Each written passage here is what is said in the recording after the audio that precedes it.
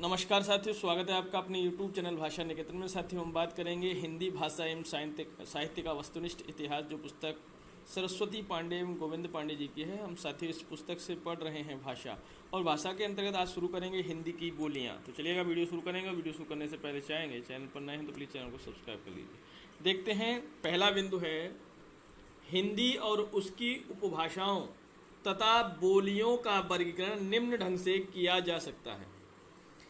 देखिए, ये अपभ्रंश है उपभाषा और बोली। तो सबसे पहले हम बात करेंगे अपभ्रंश में, तो सौरसेनी अपभ्रंश की बात होगी। किसकी बात होगी? सौरसेनी अपभ्रंश। तो सौरसेनी अपभ्रंश के अंतर्गत सबसे पहले पश्चिमी हिंदी। कौन सी हिंदी? पश्चिमी हिंदी। और पश्चिमी हिंदी में आकार बहुल और ओकार बहुल। आकार बहुल में बोली जो है वो कौरवी, हरियाणवी या बांगरू और दक्षिणी है ना। तो आकार बहुल में है बोली कौन कौन सी? कौरवी, हरियाणवी और दक्षिणी। या ऐसे याद कर लीजिए, हद को। ओकार बहुल में, ओकार माने ओ जो प्रत्यय लगाकर बोले जाता है ना। जैसे खाऊंगा और खांगो या पियोंगो, ये ब्रज भाषा में इस प्रकार से बोला जाता है। तो ब्रज भाषा, बुंदेली और कन्नौजी, ये ओकार बहुला हैं। ठीक है, ये ओकार बहुला हैं। अब सौरसेनी अपभ्रंश की बात में अब बात आती है सौरसेनी में राजस्थानी हिंदी। ये टा वर्ग बहुला है। टा वर्ग माने टा वर्ग के वर्णों को उच्चारित किया जाता है, तो टा वर्ग बहुला है राजस्थानी हिंदी। इसमें मारवाड़ी, जयपुरी या जिसे ढूंढाड़ी कहते हैं, मेवाती और मालवी है ना। तो ओकार बहुल में देखिए, इसको हम कह सकते हैं ब्रबुक, और इसको बोल सकते हैं मेज मामा। मेज माने मेवाती, जय माने जयपुरी, मारवाड़ी और मालवी। ठीक है, राजस्थानी हिंदी। और सौरसेनी में अगला आता है पहाड़ी हिंदी। पहाड़ी हिंदी में दो आती हैं, कुमाऊनी और गढ़वाली। कुमाऊनी और गढ़वाली। अब अपभ्रंश में बात करेंगे अर्धमागधी। अपभ्रंश में बात करेंगे अर्धमागधी अपभ्रंश। तो अर्धमागधी माने पूर्वी हिंदी। पूर्वी हिंदी इसकी उपभाषा है। अब बोलियों में बात करेंगे, तो बोलियों में अवधी, बघेली और छत्तीसगढ़ी है ना। अवधी, बघेली और छत्तीसगढ़ी। अगली जो अपभ्रंश है वो है मागधी। मागधी में आती है बिहारी हिंदी। कौन सी हिंदी? बिहारी हिंदी। भोजपुरी, मगही और मैथिली। भोजपुरी, मगही और मैथिली, ये बिहारी हिंदी में आता है। अब देखते हैं भोलानाथ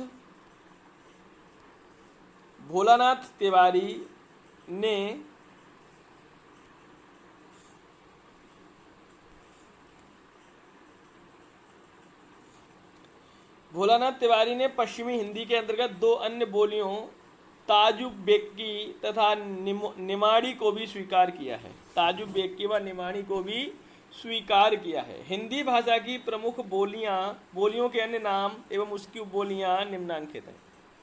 देखते हैं, बोली यहाँ दी है सबसे पहले हरियाणी, और अन्य नाम इसका बांगरू है और देशवाली है। उपबोलियां हरियाणी की आती हैं जाटू और चमरबा। जाटू और चमरबा। अब देखिए, अब जो अन्य बोलियां हैं इनमें ब्रज भाषा में अंतर्वेदी भी बोलते हैं इसको। इसमें बोलियां आती हैं भुक्सा, जाटो बाटी, डांगी। बुंदेली जो बोली है उसमें बुंदेलखंडी भी कहते हैं इसे। इसमें आती हैं पाबरी बोलियां, बनाफरी, लोधानवी, लोधानती और निवट्ठा। अवधि में आता है कौशली, बैशवाड़ी। और उपबोलियां इसमें जोलाहा, गहोरा, जुड़ल। अवधि को कौशली और बैसवाड़ी भी कहते हैं। कौरवी को खड़ी बोली कहते हैं। छत्तीसगढ़ी को खलटाही और लरिया कहते हैं। बघेली को रिवाई कहते हैं और निवट्ठा कहते हैं। निवट्ठा। डिंगल को भाट भाषा कहते हैं और पिंगल को नाग भाषा कहते हैं। ठीक है, अब देखते हैं हिंदी की प्रमुख बोलियां, उनके नामकरण करता। देखिए, कौरवी बोली का नाम दिया है राहुल सांकृत्यायन। ब्रजबुली ईश्वरचंद गुप्त को ने कहा है। राजस्थानी गियर्शन डिंगल बांकीदास। बिहारी जो भाषा गियर्शन। भोजपुरी रेमंड और मैथिली कोलब्रुक। तो ये जो बोलियों के नाम हैं और ये उनके नाम करता है। बात करते हैं जो हिंदी की प्रमुख बोलियां और उनके क्षेत्र। जो ओकार बहुला है, ओकार बहुला, वो ओकार बहुला में सबसे पहले हम बात करेंगे ब्रज भाषा। ब्रज भाषा कहाँ की है? मथुरा, आगरा, अलीगढ़, बरेली, बदायूं, एटा, मैनपुरी, गुड़गांव, भरतपुर, करौली और इसमें एक और है कासगंज। तो इस प्रकार से ये सभी हैं ब्रजभाषा। बुंदेली में उत्तर प्रदेश में झांसी, उरई, जालौन और हमीरपुर। मध्य प्रदेश में सागर, ओरछा, दतिया और होशंगाबाद, ये बुंदेली। अब आती है कन्नौजी। कन्नौजी में इटावा, फरुखाबाद, हरदोई, पीलीभीत, शाहजहांपुर, कानपुर, ये सब कन्नौजी हैं। मारवाड़ी जोधपुर, अजमेर, किशनगढ़, जैसलमेर, ये मारवाड़ी राजस्थान का क्षेत्र। कुमाऊनी नैनीताल, अल्मोड़ा, पिथौरागढ़, ये कुमाऊनी। गढ़वाली में टिहरी, गढ़वाल, चमोला, उत्तरकाशी, ये सब गढ़वाली हैं। और मालवी में उज्जैन, प्रतापगढ़, रतलाम, इंदौर, देवास, ये मालवी में आता है। आकार बहुला में सबसे पहले बात करेंगे तो कौरवी। कौरवी में बिजनौर क्षेत्र है, रामपुर, मुरादाबाद, मेरठ, मुजफ्फरनगर, सहारनपुर, दिल्ली, गाजियाबाद, ये सभी कौरवी में और आकार बहुला है। आकार बहुला और भी आकार बहुला हैं, उनको देखते हैं। आकार बहुला में दक्षिणी, आकार बहुला में दक्षिणी, तो दक्षिणी में दक्षिण भारत जैसे बीजापुर, गोलकुंडा, अहमदनगर, हैदराबाद। उदासीन आकार बहुला जिसमें अवधि आती है, इसका क्षेत्र है अयोध्या, लखीमपुर खीरी, बहराइच, गोंडा, बाराबंकी, लखनऊ, सीतापुर, उन्नाव, फैजाबाद, सुल्तानपुर, रायबरेली, इलाहाबाद, जौनपुर, मिर्जापुर, प्रतापगढ़, ये सभी क्षेत्र अवधि के हैं, अवधि बोली जाती है। ठीक है। और है बघेली। बघेली में रीवा, जबलपुर, मंडला, मिर्जापुर, रीवा, जबलपुर, मंडला, मिर्जापुर, ये उदासीन आकार बहुला। अब है इकार बहुला। इकार बहुला, इकार बहुला भोजपुरी जैसे भोजपुर, शाहाबाद, छपरा, चंपारण, गोरखपुर, देवरिया, गाजीपुर, बलिया, बनारस, ये इकार बहुला है। बात करते हैं हिंदी की 4 महत्वपूर्ण बोलियां। प्रमुख विशेषताएं निम्न ढंग से प्रस्तुत की जा सकती हैं। ब्रजभाषा में सौरसेनी, अवधी, अर्धमागधी, सौरसेनी, कौरवी, भोजपुरी। ठीक है, ये ब्रजभाषा में आती हैं। अवधि में ये है, कौरवी में ये है और मौर्य। तो सबसे पहले ब्रजभाषा में बात करेंगे। सौरसेनी पश्चिमी हिंदी, आकार बहुला, अति और विशेषताएं हैं इनकी। स्वर इनका अति ह्रस्व, ह्रस्व और दीर्घ। इसके अलावा अणा को ना पढ़ते हैं, अड़ा को रा पढ़ते हैं, शा और सा को सा ही पढ़ते हैं। मूर्धन्य और तालव्य दोनों शा को दंत सा के रूप में ही पढ़ते हैं। ठीक है। और या वा यथावत रहते हैं। ए, ऐ और औ मूल स्वर हैं, आ विवृत ध्वनि है। ये सभी ब्रजभाषा की विशेषताएं। अब बात करेंगे अवधि जो अर्धमागधी है, पूर्वी हिंदी भाषा है, आकार बहुला है, स्वर अति ह्रस्व और ह्रस्व, दीर्घ नहीं है। व्यंजनांत बोली अणा के बदले ना, शा शा सा, ये भी यहाँ पे भी दंतसाई प्रयोग होता है। और ला के बदले रा बोला जाता है, या वा जा और ऊ बोला जाता है, या को जा और वा को ऊ बोला जाता है। ये अवधि है। ऐ और औ बदले ऐ और औ होता है, ऐ और औ। आ और आ समृद्ध ध्वनि है। कौरवी में हम बात कर लेते हैं।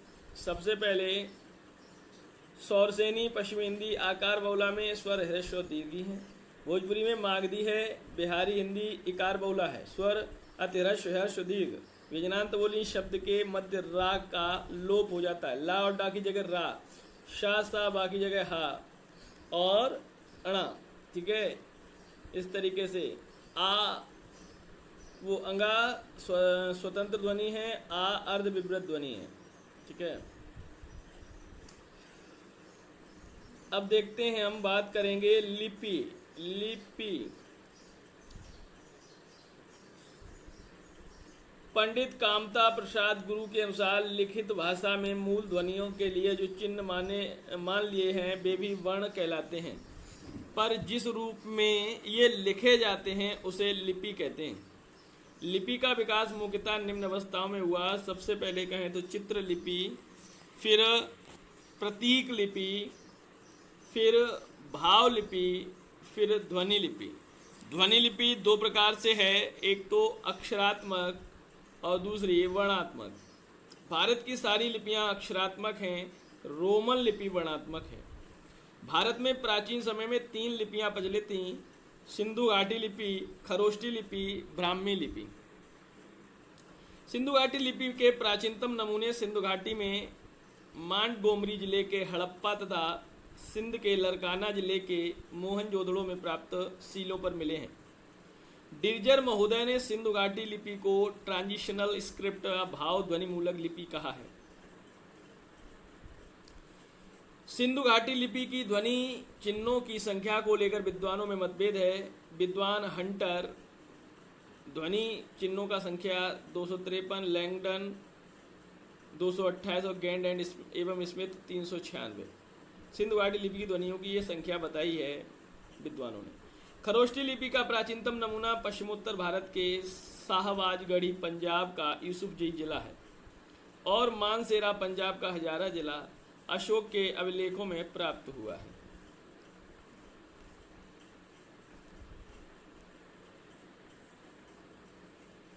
खरोष्टी लिपि के नामकरण के संबंध में विद्वानों के मत। चीनी कोश फावांशुलिन खरोश नामक व्यक्ति से।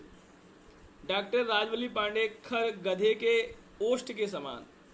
डॉक्टर सुनीति चटर्जी खरोशोत से खरोष्टी बनाए, खरोशोत। ये विद्वान हैं और इनके ये अपने अभिमत हैं। खरोष्टी दाएं से बाएं लिखी जाती है। इसमें 37 वर्ण हैं, 5 स्वर, 11 व्यंजन। इसमें संयुक्त अक्षरों का सर्वथा अभाव है। ब्राह्मी लिपि के प्राचीनतम नमूने बस्ती जिले में प्राप्त पिपराला के स्तूप तथा अजमेर जिले के बड़ली गांव के शिलालेख से मिलते हैं। ब्राह्मी लिपि के नामकरण के संदर्भ में प्रमुख मत निम्न है। ब्रह्मा द्वारा निर्मित लिपि ब्राह्मी लिपि, ब्रह्म वेद या ज्ञान की रक्षार्थ लिपि ब्राह्मी लिपि, ब्राह्मणों द्वारा निर्मित या प्रयुक्त लिपि ब्राह्मी लिपि और चीनी विश्वकोश फास्वांशुलिन 668 के अनुसार ब्रह्म नामक आचार्य के आधार पर ब्राह्मी लिपि कहलाई। ब्राह्मी लिपि की उत्पत्ति को लेकर मुख्यतः 2 मत प्रचलित हैं। यह भारतीय लिपि है और यह विदेशी लिपि है। ब्राह्मी लिपि की उत्पत्ति भारत में हुई, इस वर्ग में भी अनेक मत प्रचलित हैं। एडवर्ड थॉमस कहते हैं कि मूल आविष्कारक द्रविड़ थे।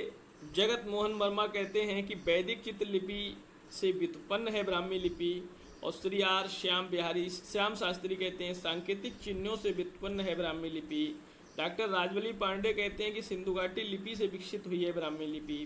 डाउसन, कनिंघम और लसन कहते हैं कि आर्यों की पुरानी चित्रलिपि से विकसित हुई है ब्राह्मी लिपि।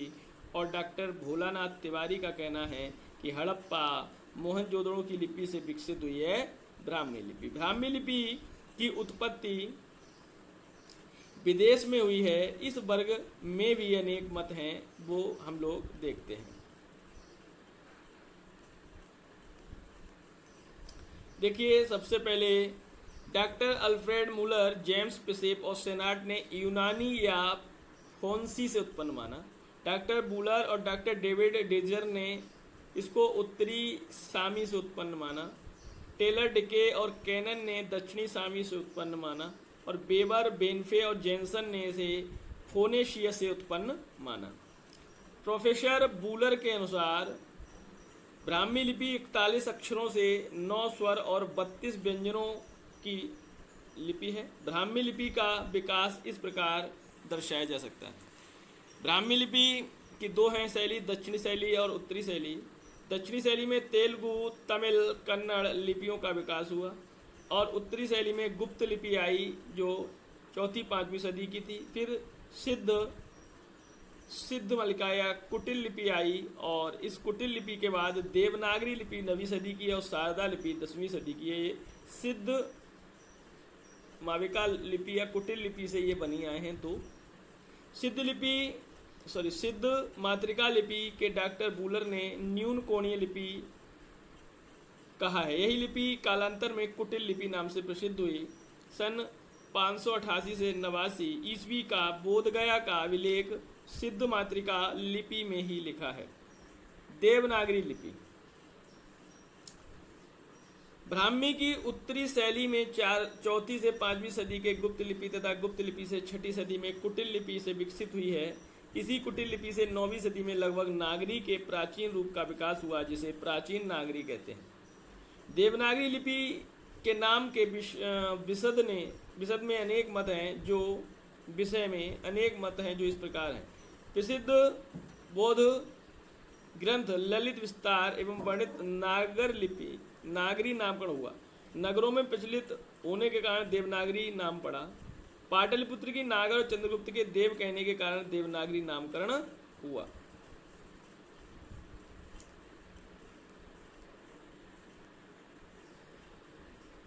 श्री आर श्याम शास्त्री के अनुसार देवताओं की प्रतिमाओं के बनने के पूर्व उनकी उपासना सांकेतिक चिन्हों द्वारा होती थी जो कई प्रकार के त्रिकोण आदि यंत्रों के मध्य से लिखे जाते थे। वे यंत्र देवनागर कहलाते थे और उनके मध्य लिखे जाने वाले अनेक प्रकार के सांकेतिक चिन्ह वर्ण माने जाने लगे। इसी से उनका नाम देवनागरी हुआ। गुजरात के नागर ब्राह्मणों के नाम पर नागरी नाम पड़ा और डॉक्टर धीरेन्द्र वर्मा के अनुसार मध्य युग के स्थापत्य की एक शैली का नाम नागर होने से नागरी नाम पड़ा। देवनागरी का सर्वप्रथम प्रयोग गुजरात के राजा जयभट्ट 7वीं सदी के एक शिलालेख में हुआ है। अब हम बात करेंगे देवनागरी लिपि का वैशिष्ट्य क्या है। विशेषताएं। देवनागरी लिपि अक्षरिक है, अक्षरात्मक है। देवनागरी लिपि में एक वर्ण के लिए ध्वनि है अर्थात प्रत्येक अक्षर उच्चरित होते हैं। देवनागरी की वर्णमाला का वर्णक्रम वैज्ञानिक है। सुधार। सर्वप्रथम बाल गंगाधर तिलक ने 1904 ईस्वी में अपने पत्र केसरी के लिए 1926 टाइपों की छटाई करके 190 टाइपों का एक फांट जिसे तिलक फांट भी कहते हैं बनाकर देवनागरी लिपि सुधार का आरंभ किया। सर्वप्रथम महाराष्ट्र के सावरकर बंधुओं ने आ की 12 खड़ी तैयार की और महात्मा गांधी ने हरिजन सेवक में इसका प्रयोग हुआ। सर्वप्रथम डॉक्टर श्याम सुंदर दास ने पंचमाक्षर अंगा या अणा ना मा के स्थान पर अनुस्वार का प्रयोग का प्रस्ताव रखा। डॉक्टर गोरख प्रसाद ने मात्राओं को व्यंजन के बाद दाहिने तरफ लिखने का प्रस्ताव रखा। श्रीनिवास ने सुझाव दिया कि महाप्राण वर्णों के बदले अल्पप्राण वर्णों के नीचे कोई चिन्ह लगा दिया जाए जिसमें वर्णों की संख्या की कमी आ जाएगी। हिंदी साहित्य सम्मेलन के इंदौर के 24वें अधिवेशन में सन 1935 ईस्वी में महात्मा गांधी के सभापतित्व में नागरी लिपि सुधार समिति का गठन किया गया। नागरी लिपि सुधार समिति के संयोजक काका कालेलकर थे। सम्मेलन में कुल 4 सुझावों को स्वीकार किया। नागरी प्रचारणी सभा ने 1945 ईस्वी में नागरी लिपि सुधार हेतु एक समिति का गठन किया। उत्तर प्रदेश सरकार ने 31 जुलाई 1947 में आचार्य नरेंद्र देव की अध्यक्षता में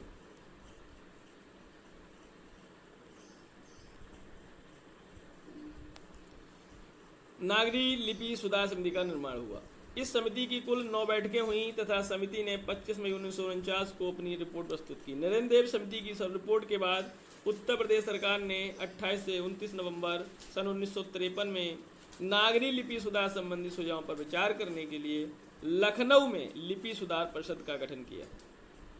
विभिन्न राज्यों के मंत्रियों और विद्वानों को परिषद में आमंत्रित किया गया। उत्तर प्रदेश सरकार द्वारा गठित लिपि सुधार परिषद की बैठक की अध्यक्षता तत्कालीन उपराष्ट्रपति डॉक्टर सर्वपल्ली राधाकृष्णन ने की थी। डॉक्टर सुनीति कुमार चटर्जी ने कतिपय परिवर्तनों के साथ देवनागरी लिपि के स्थान पर रोमन लिपि को स्वीकार कर लेने का सुझाव दिया था। तो साथियों, अब आती है बात राजभाषा। तो राजभाषा बिंदु पर बात करेंगे अगली वीडियो में। तो साथियों का आप लोग वीडियो को लाइक करें, शेयर करें, चैनल पर नए हैं तो प्लीज़ चैनल को सब्सक्राइब भी कर लें। फिर मिलते हैं अगली वीडियो। नमस्कार, धन्यवाद।